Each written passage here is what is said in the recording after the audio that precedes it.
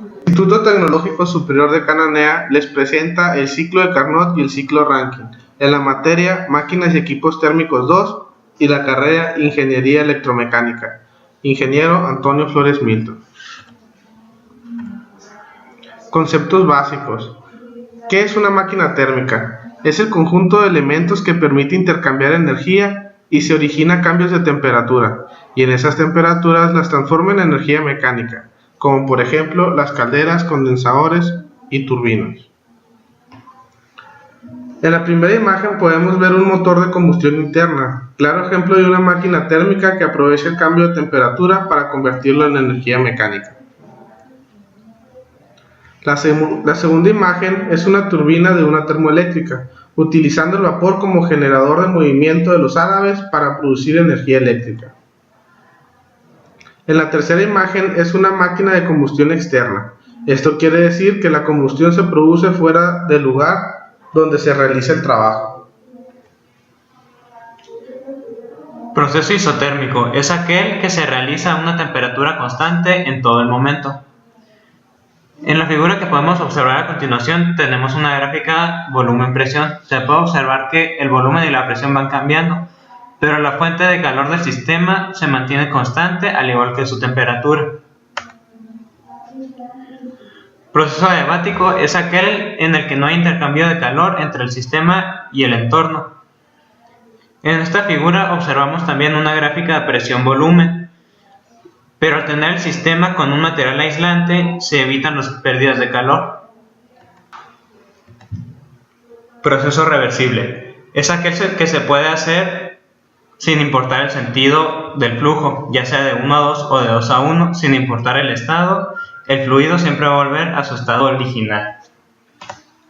Ciclo de Carnot. El ciclo de Carnot fue descubierto por el ingeniero francés Jacques Carnot en 1824.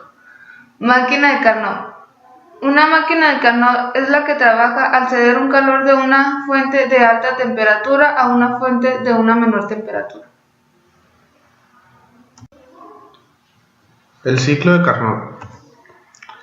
El ciclo de Carnot es un proceso cíclico reversible que utiliza un fluido perfecto y que consta de dos procesos isotérmicos y dos adiabáticos. Recordando que un proceso isotérmico es aquel que tiene una temperatura constante en todo momento, y un proceso adiabático es aquel que no hay pérdidas de calor. Como podemos observar en la gráfica presión-volumen, teniendo el proceso isotérmico como dos líneas rojas y el proceso adiabático como las líneas azules. En la segunda animación podemos ver un pistón en movimiento, graficando el ciclo de Carnot, como se muestra en el siguiente ejemplo. Para empezar a explicar más detalladamente el ciclo de Carnot, iniciamos con un proceso 1-2. Este inicia con una expansión térmica. Se puede observar que hay un aumento de volumen y una temperatura constante. Después tenemos el proceso 2-3. Este proceso sigue teniendo una expansión de gas. Sin embargo, podemos observar que hay una capa de aislamiento alrededor del sistema, por lo que no hay pérdidas de calor aunque la temperatura disminuye.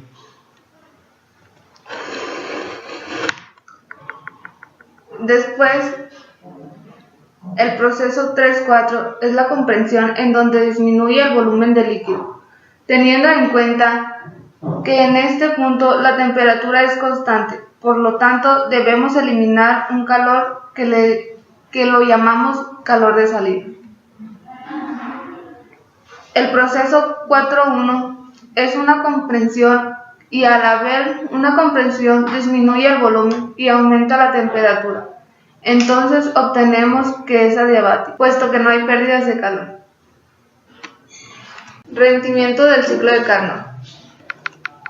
Se define el rendimiento cuando la máquina es un motor como el trabajo que suministra la máquina en un ciclo entre el calor que ha absorbido la máquina. El rendimiento es igual al trabajo útil sobre el calor, que esto también viene siendo el calor absorbido Q1 menos el calor cedido Q2 sobre el calor absorbido, que es Q1, que a su vez es igual a 1 menos el calor cedido sobre el calor absorbido. El rendimiento también es igual a la diferencia de temperatura sobre la temperatura 1.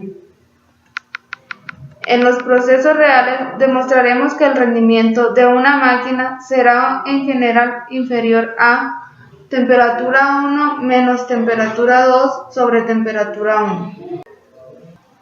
A continuación veremos el ciclo Rankine. Este es un ciclo que tiene como objetivo la conversión de calor en trabajo. Además, utiliza los fluidos reales, por lo que es el ciclo más utilizado en las centrales de generación de energía. Y a diferencia del ciclo de Carnot, este ciclo es irreversible. El ciclo Rankine es el ciclo ideal para las centrales eléctricas de vapor, el cual no presenta irreversibilidades internas y consta básicamente de los siguientes procesos. En el proceso 1-2 es una compresión isotrópica en la bomba. Al ver una compresión existe un incremento de la temperatura, pero la entropía permanece igual. En el proceso 2-3 hay una transferencia de calor a presión constante en una caldera. Aumenta la temperatura hasta llegar a vapor saturado a una temperatura constante, hasta llegar a un estado de vapor sobrecalentado, es decir, un vapor con muy bajo contenido de humedad, seco.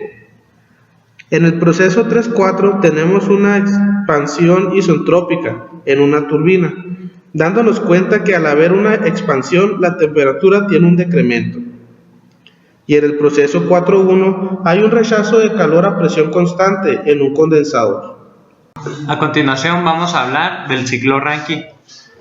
La bomba tiene una bomba que se encarga de aumentar la presión de líquido. En el ciclo Rankine ideal se va a suponer que la bomba es isentrópica y adiabática. El trabajo de la bomba de entrada es igual a la entalpía 2 menos la entalpía 1. Otra forma para calcularlo también es que el volumen 1 es igual a la presión 2 menos la presión 1. También consta de una caldera. Este es el dispositivo que va a añadir el calor al fluido. Y ya que esto no va a ejercer ningún tipo de trabajo, se puede calcular el calor de entrada igual a la entalpía 3 menos la entalpía 2. También consta de una turbina. Mediante esta se expande el fluido de manera isentrópica y se produce el trabajo al hacer girar el eje conectado a un generador eléctrico, sin transferencia de calor. Esto quiere decir que el trabajo de la turbina de salida va a ser la entalpía 3 menos la entalpía 4.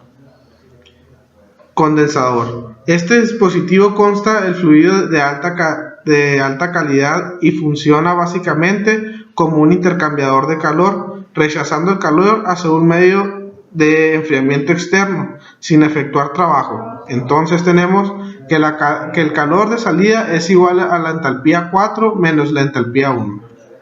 Eficiencia térmica y potencia del ciclo. Para este ciclo, la frecuencia térmica se obtiene a partir de la eficiencia térmica es igual al trabajo neto sobre el calor de entrada. A su vez es igual a 1 menos el calor de salida sobre el calor de entrada, donde el trabajo neto es igual al calor en entrada menos el calor de salida. A su vez es igual al trabajo de la turbina de salida menos el trabajo de la bomba de entrada. Y la potencia producida por la central eléctrica sería la potencia mecánica neto es igual al flujo másico por el trabajo neto. A continuación se mostrará un video de una termoeléctrica.